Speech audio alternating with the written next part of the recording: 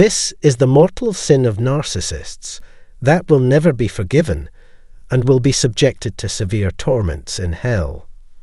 The implications of being in a relationship with a narcissist, a personality condition marked by grandiosity, a lack of empathy, and a desire for adulation, can be disastrous.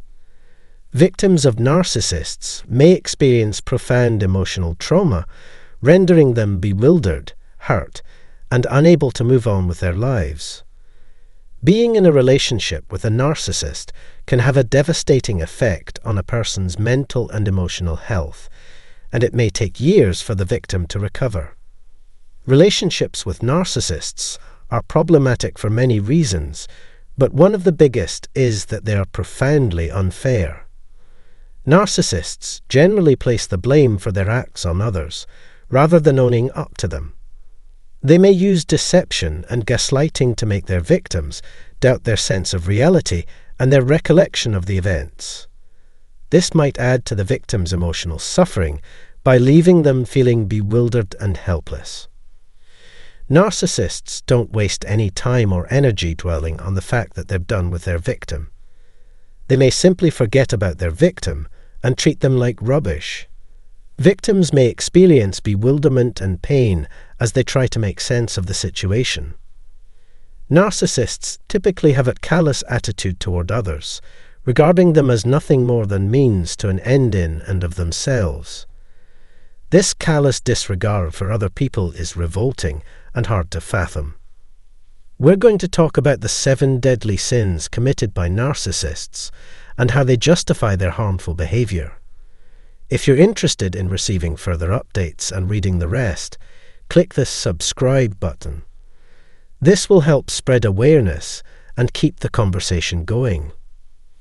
Narcissists, in particular, are the worst kind of emotional vampires. The narcissist feeds off of your humanity, integrity, and abilities as a thinking, feeling human being. They enjoy the power trip of bullying others. They enjoy the ability to intimidate, control, and abuse you because of the power they have over you. However, at what cost?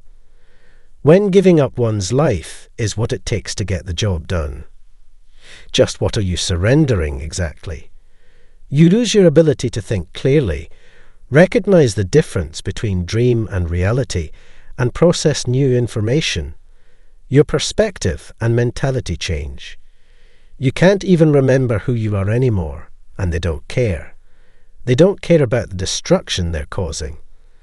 Their only concern is satisfying their insatiable need for power and materials. Second greatest sin, extreme gaslighting. What you told them, how you felt, and how you saw them were all skewed. That begs the question, why? For the obvious reason that they wanted to control the narrative you presented. If they could merely manage your tale, they could use it to get what they want out of you, make you do things you wouldn't otherwise do, and get you to accept things you wouldn't otherwise accept. They encircled you with their psychic energy and squeezed until you accepted their worldview. Your interactions with them warped, reshaped, and molded your view of yourself, them, reality, and the world. What was the narcissist's diabolical objective until they had you where they could use you? So that they can count on you financially and emotionally, and thus blame you for things you had nothing to do with, while taking credit for things you did. It's unacceptable to let someone else control your life to the point that you treat yourself like garbage, lose your sense of self-worth, and forget who you are and what you stand for. Ignorance is the 3rd cardinal sin. Narcissists have impeccable accuracy when it comes to assessing their own wants and requirements. They understand that being kind, respectful, introspective, and accountable is all that is required of them. But they don't realize it yet. They are willing to take initiative on their own. Recall the pleasant times when the narcissist was worried that you might leave the relationship or that they might lose power over you. They changed their attitude and demeanor to be more approachable.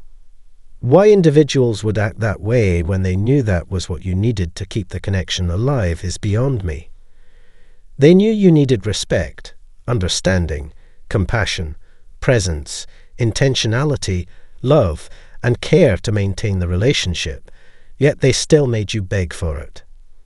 There are a lot of great things that can be credited with helping a relationship grow.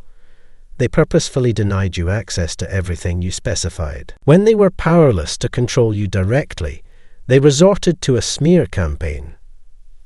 They persisted in their lies even after they were exposed as such, which undermines their credibility. They deliberately spread these lies in an effort to pull you down. Where did you get the inspiration for this? It grew out of their raw, animalistic animosity. It's tough to accept that I need to treat this person with dignity rather than try to calm their anger. Relationship issues will arise, but I need to put the past behind me. I have to allow them space to heal. But they didn't give up, rather the opposite, in fact. You refused their attempts to establish direct control over you, so they chose people to utilize in a smear campaign designed to harm your reputation. They wrecked your good name and the trust of your colleagues and friends, as well as your personal life. They weren't worried with the agony they were inflicting you. In fact, they loved the opportunity to do so. They reasoned that they might improve their own sense of self-worth by running a slander campaign that would win over the public and force you into exclusion. It's not acceptable because it would encourage them to get even with you out of jealousy, vindictiveness, or a harsh nature. Sin no. 5. Having affairs with other people while also having an ongoing affair with you and trying to keep it a secret. When caught cheating, they will attempt to explain it away. To whose benefit is that done? When you try to hold them accountable, they call you crazy, turn it around, and put it all on yourself. A person who lacks feelings. This is the behavior of a bad person, not a disturbed one, and so I'm not ready or willing to explore the disturbed aspect of their personality at this time. This is a terrible development. Evil is doing something you know you shouldn't, knowing that the other person is your partner and that their discovery of the truth would hurt them. And then when they track you down, you shift the blame to them. I don't know what you are if you're not evil. I don't know what else is evil than that. They betray you in the worst way possible by repeatedly lying to you and spoiling your time together.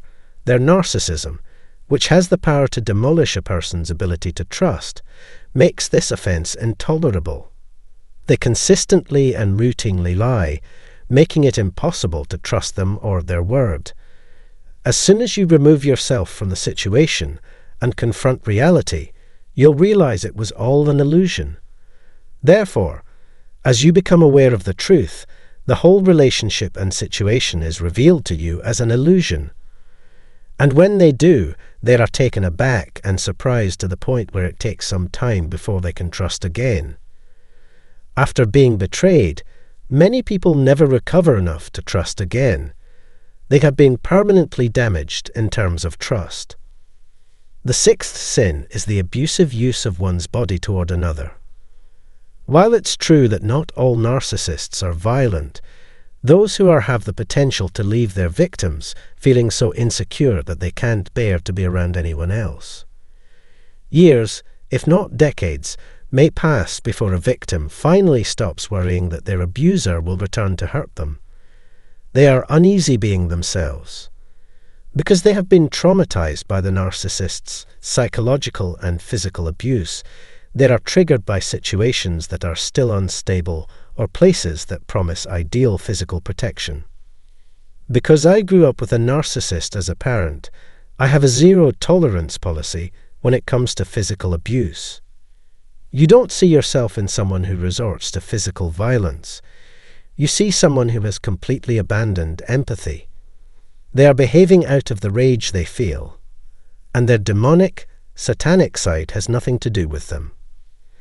Exploitation is the seventh and last cardinal sin. Narcissists value themselves above all else, and view others as disposable. Because of their superiority complex and inflated feeling of self-importance, they treat other people like they are expendable. They do this to get food or to get away from their pursuers. When they pursue someone, it isn't out of genuine interest in that person, a desire to learn more about them, a desire to connect with them, or a desire to improve their life in any way. They aren't interested in love, compassion, concern, or pure humanity, but in money, sex, material gain, or whatever else they can get their hands on. They do not see the individual, but rather the benefits they can acquire by manipulating and fooling them into falling into their trap. Treating others as commodities satisfies their primitive animal needs and exposes their single-minded focus on maintaining their own existence.